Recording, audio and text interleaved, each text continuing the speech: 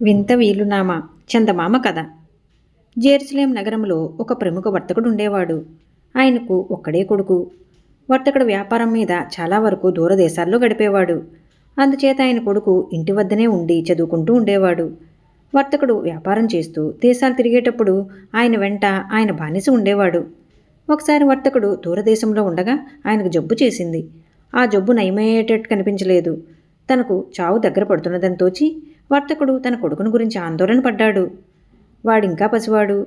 వర్తకుడు తన ఆస్తి అంతా తన కొడుకు పేరు రాస్తే తన బానిస వాడు దాన్ని తేలికగా అన్యాక్రాంతం చేసి తన కొడుకుకు ఏమీ మిగలకుండా చేయవచ్చు. అలా జరగకుండా ఎలా వీలునామా రాయాలా అని దీర్ఘంగా ఆలోచించి వర్తకుడు ఒక నిర్ణయానికి వచ్చాడు. ఆయన తన వీలునామా రాయటానికి ఒక లేఖకుణ్ణి పట్టుకురమ్మని తన బానిసను నగరంలోకి పంపాడు.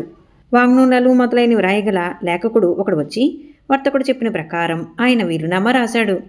ఆ వీలునామా ద్వారా వర్తకుడు తనకు గల యావదాస్తి తన బానిసపరం చేస్తూ ఆ ఆస్తిలో ఏదో ఒకటి మాత్రం వర్తకుడి కొడుకు కోరుకోవచ్చు అన్నాడు. అది ఆ వింత వీలునామా సారాంశం. త్వరలోనే వర్తకుడు జబ్బుతో మరణించాడు. ఆయన బానిస ఆ వీలునామా పుచ్చుకుని జెరూసలేం నగరానికి తిరిగి వచ్చాడు. వాడు తన వద్ద ఉన్న వీలునామా ప్రకారం వర్తకుడు ఆస్తి యావత్తూ స్వాధీనపరుచుకున్నాడు. తన తండ్రి చనిపోయాడని తెలిసి వర్తకుడు కొడుకు తన తండ్రి ఆస్తి అంతా తన పరం చెయ్యమని బానిసను అడిగాడు. బానిస ఆ పని చెయ్యి నిరాకరిస్తూ వర్తకుడి వీలునామా ఆ కుర్రవాడికి చూపి, చూడు, ఇది నీ తండ్రి చనిపోతూ రాయించిన వీలునామా. దీని ప్రకారం నీ తండ్రి ఆస్తి అంతా నాకు చెందుతుంది.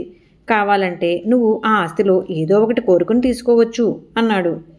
వర్తకుడు కొడుకు ఆ వీలునామా చూసి దిగ్భ్రమ చెందాడు. అతనికి ఏం చేయటానికి పాలుపోక తన తండ్రికి మిత్రుడైన ఒక వృద్ధుడి వద్దకు వెళ్ళి సంగతి అంతా చెప్పి ఆయనను సలహా అడిగాడు. ఆ వృద్ధుడు గొప్ప మేధావి, లౌకికుడును. ఆయన కుర్రవాడి మాటలు శ్రద్ధగా విని, బాబు, నువ్వు ఏమాత్రమూ విచారించుకు, నీకు వచ్చిన నష్టం ఏమీ లేదు.